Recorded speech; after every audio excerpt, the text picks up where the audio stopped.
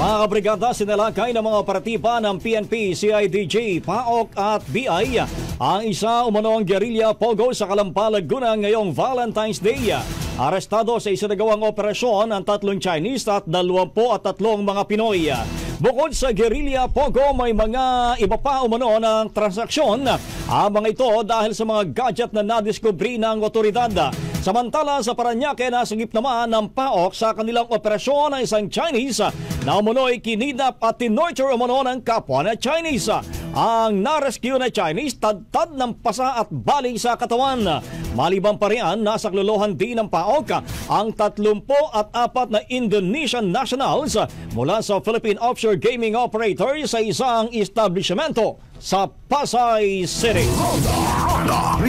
Ang bahaging ito ay hatid sa atin ng PowerCell Soya Coffee. Masarap araw-arawin.